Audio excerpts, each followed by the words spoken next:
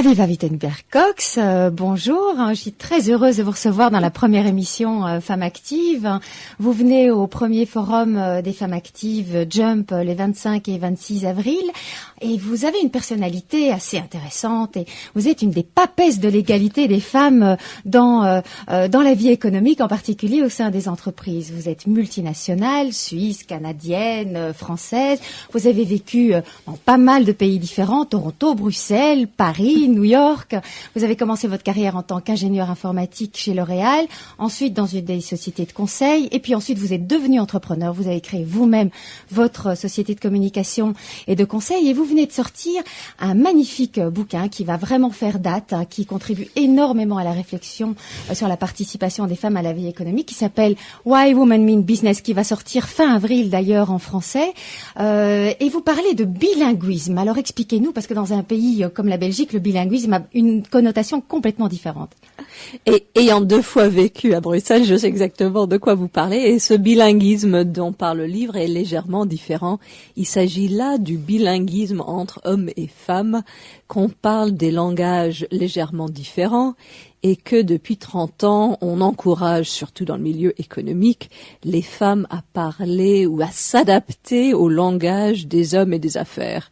Et on suggère qu'aujourd'hui, vu l'importance et le nombre de femmes qui arrivent dans cet espace-là, il est peut-être temps aux entreprises et aux managers de parler un peu mieux le langage femme et devenir vraiment des entreprises et des managers bilingues. Pourquoi serait-ce si important ? Les chiffres sont assez surprenants. Si on regarde par exemple le côté talent, on sait qu'aujourd'hui en Europe il y a guerre des talents. McKinsey nous dit qu'il y a 24 millions de postes col blanc ouverts dans la région, que ce chiffre pourrait être ramené à 3 millions si seulement on réduisait ce qu'ils appellent le fossé entre le taux d'activité des hommes et des femmes dans notre zone. Donc, si on regarde aussi qui sort de nos universités aujourd'hui, on se rend compte que dans la zone Europe, encore une fois, 60% des diplômés sont des diplômés, ce sont des femmes. Donc, on est en train de se poser la question, ou la plupart des entreprises se le posent, est-ce qu'ils recrutent et promeuvent vraiment les meilleurs aujourd'hui en 2008 s'ils recrutent et promeuvent 80% d'hommes? Donc en fait, il y a un véritable gaspillage de talent par justement manque de bilinguisme homme-femme. C'est ça votre thèse? Absolument, une sous-utilisation d'une majorité des talents. Et là, j'ai même pas encore parlé du marché, parce que c'est qui achète. Des études américaines montrent que 80% des achats de biens de consommation sont achetés et décidés par des femmes. Et ça, c'est plus juste les cosmétiques et l'alimentation, c'est les services financiers, les services informatiques, l'automobile, etc. Combien de ces entreprises ont compris cette révolution ? Et cette prise de conscience, on en parle de plus en plus. On dit même que, au-delà de l'ouverture des marchés émergents, la Chine, l'Inde et même la révolution Internet, finalement, la vraie révolution de ce 21e siècle sera l'arrivée non seulement massive des femmes dans le travail, parce qu'elles y sont déjà, mais surtout leur taux de participation. Est-ce que vous corroborez ça? Absolument. Moi, j'aime bien dire qu'il y a 3 révolutions du 21e siècle qui nous attendent.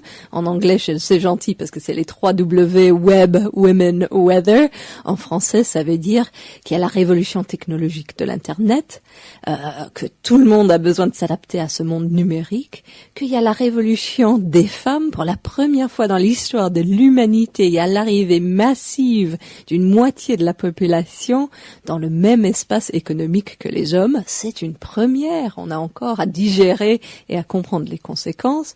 Et troisièmement, il y a bien sûr toute la question du climat qui va changer la façon dont on interagit avec la planète. Ces 3 phénomènes sont de même envergure, vont changer notre vie.